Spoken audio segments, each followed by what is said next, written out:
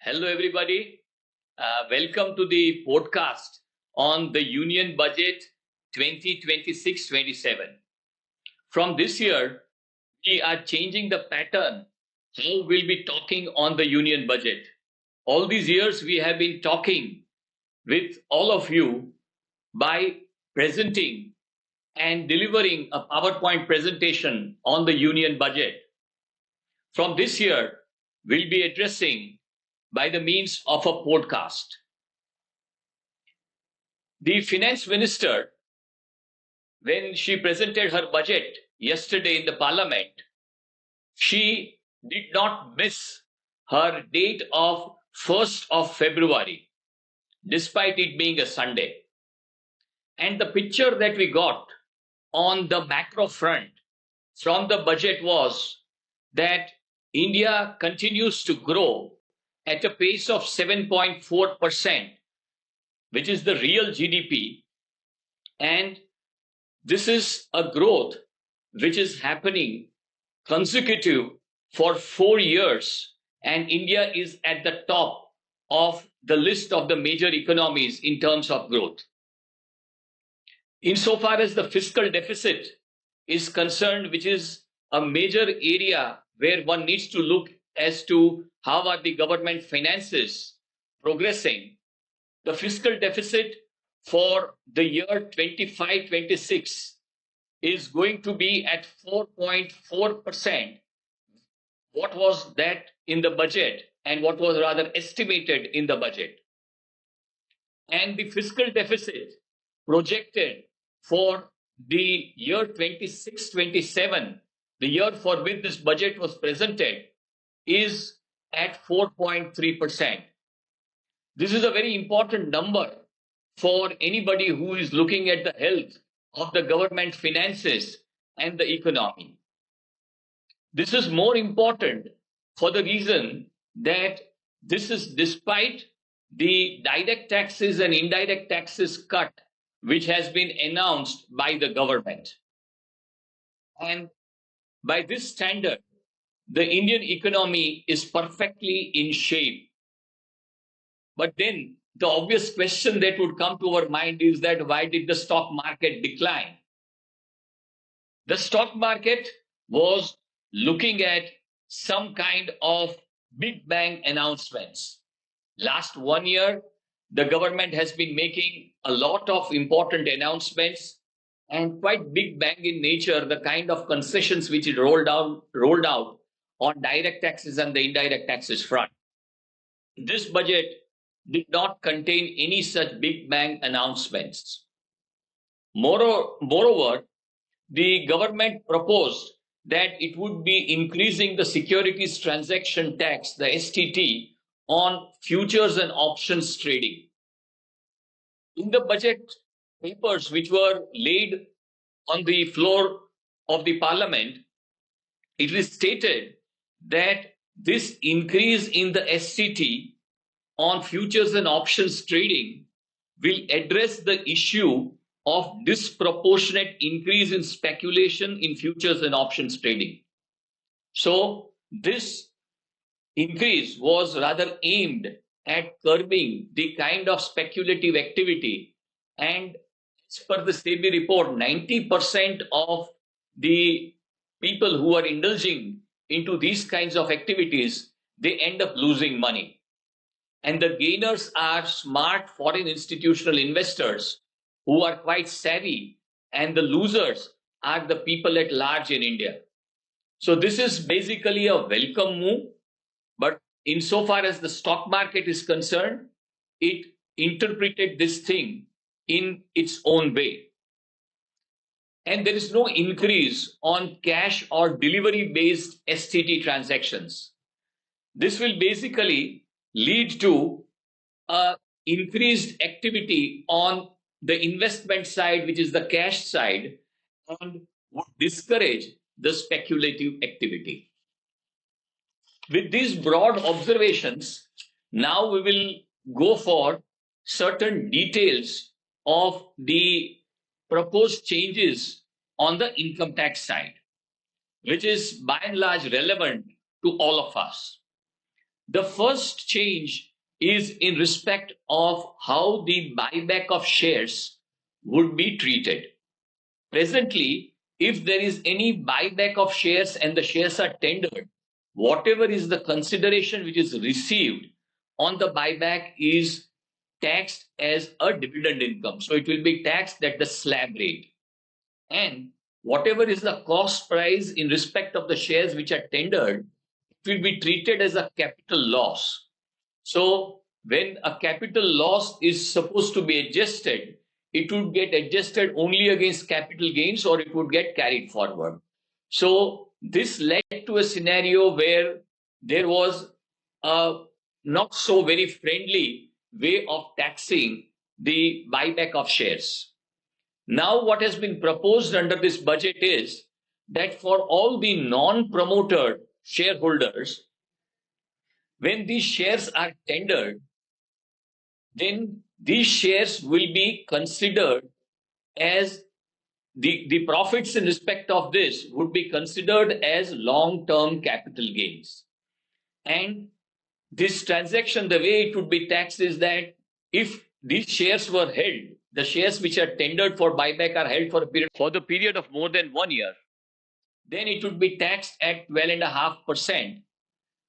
And whatever is the and this can lead to a lot of beneficial activities on the stock market, and this would be relevant for the companies which have got very substantial amount of reserves and they would like to distribute these reserves in one way or another. Then another change which has happened is in respect of how the sovereign gold bonds would be taxed. All these years, whatever were the gains in respect of the appreciation on sovereign gold bonds, when they were tendered to the Reserve Bank of India, either through a window which would give a liquidity before the maturity period of 8 years, all these gains would be tax-free. Now what has been proposed in this budget is that this deduction will be available only to the original issuance by the Reserve Bank of India. So if I am an original subscriber to the SGB, the sovereign gold bonds, only then my capital gains would be exempted, and not in case where, say, I would have purchased it from the market and I'm holding those sovereign gold bonds. Moreover, these bonds will have to be held for a period of the entire tenure, which is 8 years. And if they are tendered during the liquidity window, which is opened by the Reserve Bank of India, even then it would not qualify to be exempt, but we will have to pay long-term capital gains tax on it. These provisions will be effective from 1st of April 2026. So if in case, if there is any window which gets opened before 31/3/26, then the earlier provisions would be applicable. And from 1/4/26, these new provisions will be applicable. Then there is a change which is proposed on the tax collected at source. The way the rates are that under the liberalized remittance scheme, if I am sending any money outside of India, then an amount exceeding of 10 lakhs of rupees, the present rate of TCS was 5% for the purposes of education and medical treatment. That rate of 5% has now been reduced to 2%. And for all other purposes, the rate of 20% remains the way it is.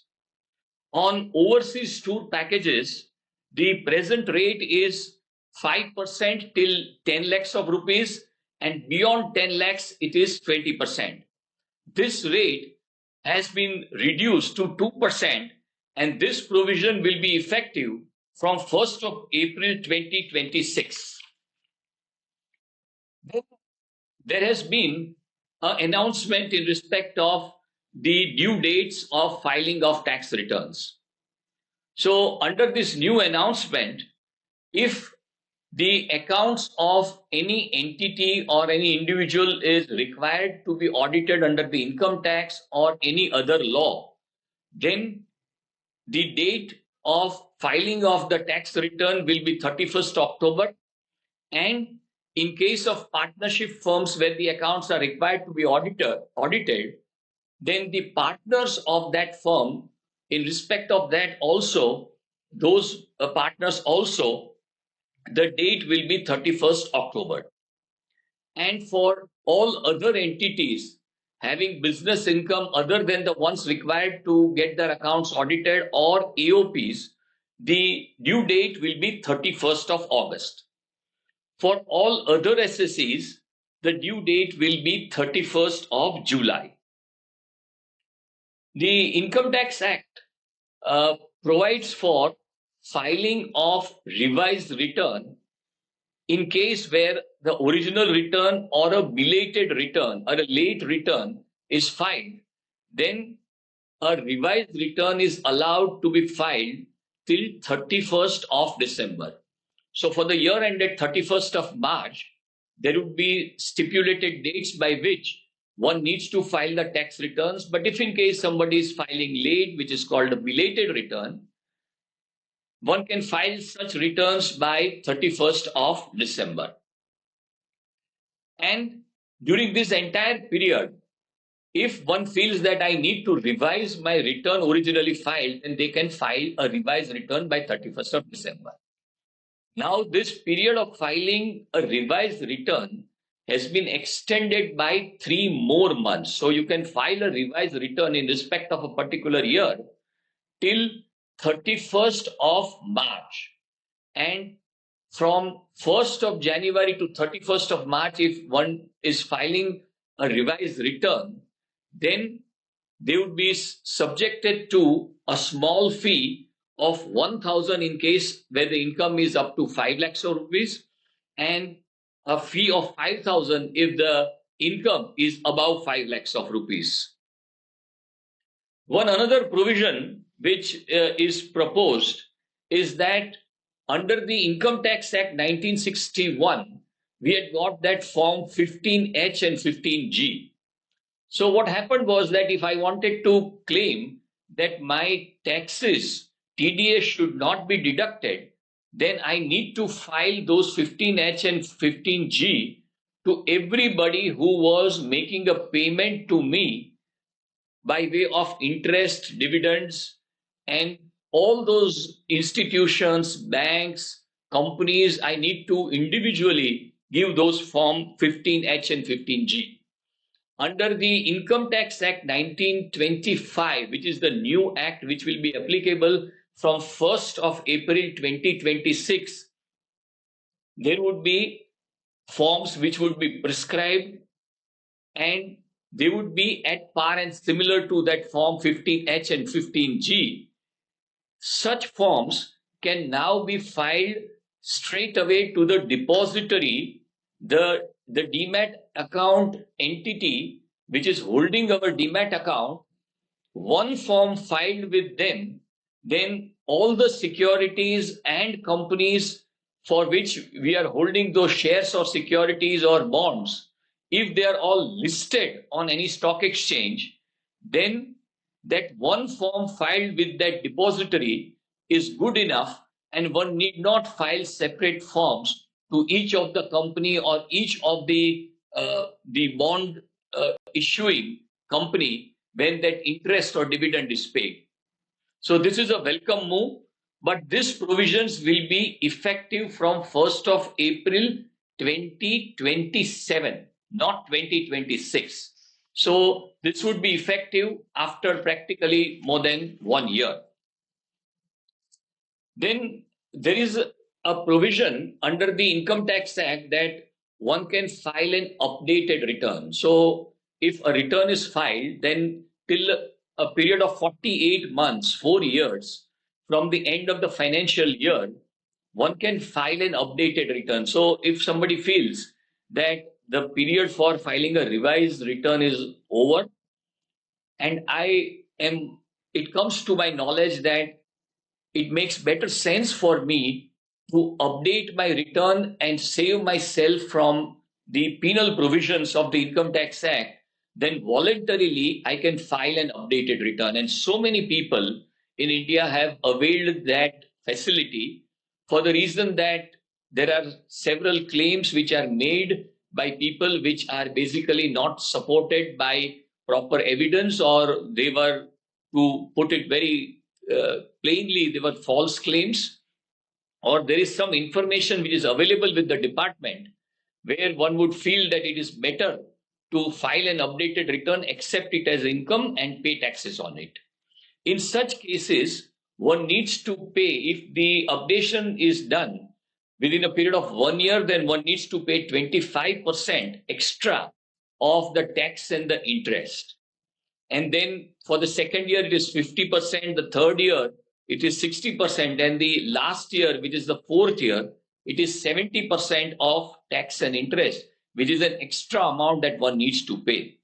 Now, even if there is a notice which is issued for reopening of the assessment, then this budget provides that even in that situation where you have already been issued a notice, you can even go for this kind of filing an updated return and save yourself from the penal provisions. And this would be by paying, instead of that 25, 35, it is in the first year, and for all the subsequent years, 10% more you pay, and you can be saved from the penal provisions which would be applicable. The final amendment which I would like to draw your attention is in respect of the disclosure for foreign assets. For anybody who is holding any foreign assets, which are assets outside of India, there is a separate annexure in the income tax form where they need to declare that foreign asset, and whatever are the incomes generated out of that asset needs to be offered to tax in India, the country in which you are a tax resident. If in case somebody has missed and they have not disclosed this foreign asset or foreign income, and those assets and incomes are from undisclosed sources, then one needs to pay a tax of 30% on such amounts and a penalty of 100%. So on 30%, if it is 100%, then another 30%, which is total of 60%, one needs to pay, and one can opt for going for a voluntary disclosure of such kinds of undisclosed foreign assets. This window is available to the extent of 1 crore of such foreign assets. If in case somebody was a non-resident and had acquired foreign assets when that person was a non-resident Indian, or has acquired assets from disclosed sources of income, say somebody has remitted money under the LRS and acquired some assets outside India, and amount of assets which are in that undisclosed category are to the extent of 5 crores, then one needs to just pay a fee of rupees 1 lakh, which is a one-time fee for settling this technical default. These were the few provisions which we thought that we need to clarify and bring to your notice. If in case, if you require any kind of further clarifications or any other details, you're most welcome to connect with us. Thank you so much. Thank you.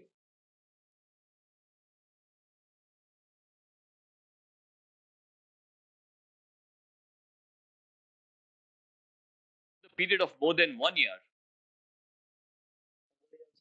For the period of more than 1 year,